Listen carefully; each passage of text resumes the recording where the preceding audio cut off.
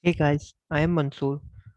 Welcome to our YouTube channel, The Coders Page. In a previous session, we saw about the training of neural network with the help of front and back propagation, and this video is also about a training of neural network, but we will be seeing the math intuition behind the weight updation and weight adjustment. So if you haven't saw our previous video, please do watch it. It is a continuation of our previous video. I will be giving the link in the I button as well as in the description section. If you haven't subscribed to our channel, please do subscribe and motivate us. So today's topic is about chain rule. Chain rule is nothing but a math topic. We would have learned this in our 8th grade or ninth grade itself. So as I told in our previous session itself, these weights, the W elements which we are seeing is nothing but weight, which is um, adaptive to our model to decrease the loss. So these weights need to be updated in each epochs or each front and back propagation, correct? So we will be seeing how these weights are calculated and what is the derivation of that. So this is the formula of weight updation. It's nothing but new weight is equal to old weight minus learning rate multiplied by derivative of loss with respect to old weight. So this parameter is nothing but the new weight. This parameter is nothing but old weight, and this k is a constant, or we can also consider it as a learning rate. Again, it is a hyperparameter, and this derivative of loss with respect to old weight is nothing but, so here we will be finding the loss, right? So this loss will be derived with the help of our old weight. Okay, so here all the W elements are all weight. So here we can see that this is one input parameter x1. So from this x1 neuron to this h11 neuron, two weights are being transferred. Sorry, from this x1 neuron, two weights are being transferred, which is written in green color. Here we can see, right, weight 1 1 and weight 1 2. Okay, from this x2 neuron or x2 input, two weights are being transferred, written in blue color, which is w21 and w22. At the same, we have for x3 as well, w31 and w32. So we have two hidden layers, sorry, one hidden layer with two neurons. That's why each input layer has two weights or two connect or how to say, like, connection over here. Okay, so from this hidden layer to output layer, there is only one output layer, right? So that's why we are having only one element over here, w21 and w22. Okay, now first we'll see how to change the weight of this w21, and I will say how we can change for this w11 as well. Okay, we'll start our chain rule implementation now. Okay, so let me pull my stylus. Okay.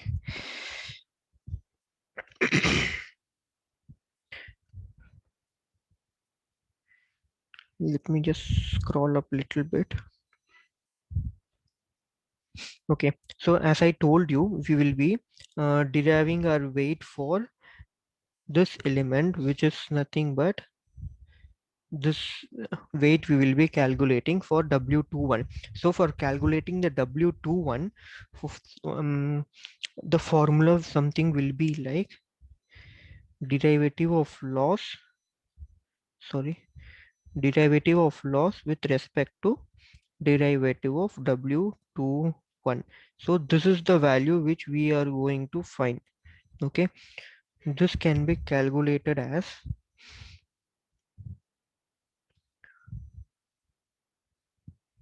derivative of loss. So here we will be having this loss function, right? After predicting the y dash value, we will be calculating y minus y dash, and this will be our loss, correct? So with this with this loss value, we will be calculating h21. It's nothing but derivative of loss divided by derivative of this value, which is h21. Derivative of h21 multiplied by, so now we will be, so this is a chain rule, right? Chain rule is nothing but first it will be going from loss to the output layer, from output layer to the hidden layer, from hidden layer to the input layer. Okay, so this is something a chain rule. It will be just back traversing. I will be giving you two reference URL as well to know the theoretical concept behind the chain rule. You can just refer that. Okay, so here we need to calculate the loss for this W21. So okay, to calculate the loss of W21, the output, so we need to back traverse from the first, or we can say from the last element. Last element is loss, correct? This loss is the last element. That's why we have this derivative of loss divided by derivative of H21. Okay, now we calculated this H21. From this H21 we need to traverse back to our weight. So for doing that we need to derivative of H21 divided by derivative of W21. Okay, so our motive is to find WT1. So uh, y- so if you can just in normal visualization technique itself, you can see, right, this W, what is the derivative of loss with respect to derivative of W21 can also be written in this format, right? Derivative of loss divided by H21 into derivative. So in normal mathematical concept, this both value will be get cancelled and this value is equal to this value, correct? So simple. So we can also write this derivative of loss with respect to W21 also in this manner. Okay. So now we know how to find the derivative of this particular W21. Okay. Now we'll see how to find the derivative of W11. So this is a little bit complex over here. So let me just minimize this and I will just go here. Yeah. So this is fine. To find the, let me choose some other color, we'll take orange color. Okay, so to find the value of this W21 or to find the updated weight of this one, right, how we will be calculating is, first we will write our equation, derivative of loss with respect to, so here we found for W21, now we will be finding for W11. Okay, in W11 we will be having two elements, because if you see here for two from what is this H11 is the neuron of W21, correct? So this H11 has only one node connected, but this neuron, this X1 input neuron is connected with two layers, which is nothing but W11 and W12. So when we are changing the weight for this thing, we can, so from when we are traversing from loss rate, we can also traverse from H21, H11 to this neuron, or else we can also traverse from H21, H12 and here H12, correct? So we have two ways to traverse. So let me just draw it and show you. So if I just draw you, right, we have a path from here to here and again here to here to this particular neuron. Okay, and one more path is nothing but from here to here and here to here. So we have two paths now, correct? But when we compare for this W21, we have only one path, H21 to H1, a direct path. So when we are calculating for this one, right, we will be tweaking or we will be just adding one more parameter, which is nothing but we'll write over here. So the same thing, we will be going from loss, derivative of loss with respect to derivative of H21 multiplied by derivative. So now we found this particular value, right? Again, derivative of H21 divided by, so from here we will be going to this parameter, right? This parameter, which is nothing but derivative of H11 multiplied by, so again we will be going to W11 to change that. For changing W11 we will be putting derivative of H11 divided by derivative of W11, correct? Now you just see here, so in this particular equation, we have only two calculated fields, but here we have three calculated because our our model or our compiler needs to traverse back three elements or three layers to change the weight for this. So how many layers are increasing, we will be adding that many layers over here. Okay, so this is one part, and we will be adding this with. So for example, see, now we are changing the weight of this x1 input, right? So x1, this neuron, so we are changing the weight of this neuron. This neuron is connected with two layers, which is w11 and w12. W11 we calculated as derivative of loss with respect to derivative of W11, correct? So now we will be calculating our W212. So for calculating W12, how we will be writing that? So let me just minimize a little bit. Let me pick up a different color. So here we will be writing it as derivative of loss with respect to derivative of H21 multiplied by, so from here, so this is the from loss it will be going to H2, from H2 it will be coming to H12. So here we will be writing derivative of H21 divided by derivative of H12. Okay, and then we will be multiplying with this H21, it will be going to this weight, correct? Derivative of H12 divided by derivative of H12.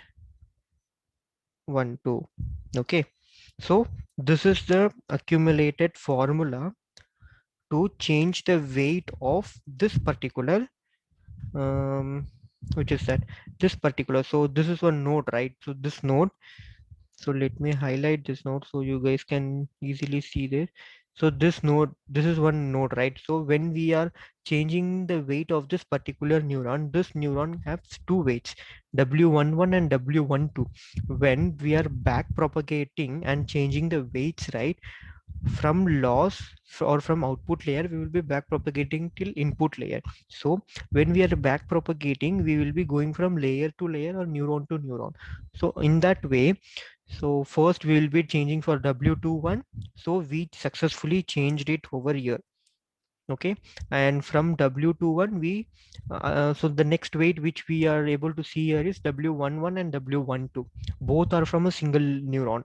Okay, to change the weight of this both neuron, we will be again back traversing from loss to H1 H21, H21 to H11, H11 to W11, and one we have one more weight over here, right? So that we will be traversing from H21 to H12, H1 to W12.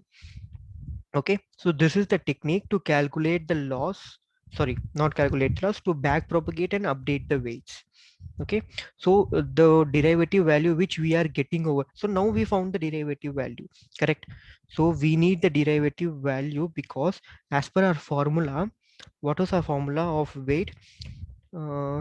W new is equal to W old minus learning rate into derivative of loss by derivative of old weight, correct? So just consider we are changing the value of this one, so we are updating the value. So we are finding W dash of 1 dash is nothing but new value equal to what is our old value. Just consider before, so initially our W11 value was around something 0.46. Okay, we'll consider it as 1,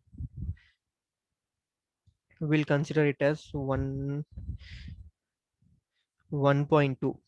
Okay, we'll consider it as 1. This is the W old value. Okay, we will be putting 1.2 and learning rate. So when we are calculating this entire part, right, we will be after calculating this, we will be having some value. So we'll take the derivative value something as 0.7. So this is an assumption. Okay, so now we got some value which is 0.7. Okay, after applying, just consider our k value will be the minimal value, right? We will take k value as 0.5. Okay, 1.2 minus 0.05 into 0.7. So when we calculate this, we will get something around 1.2 minus 0.035.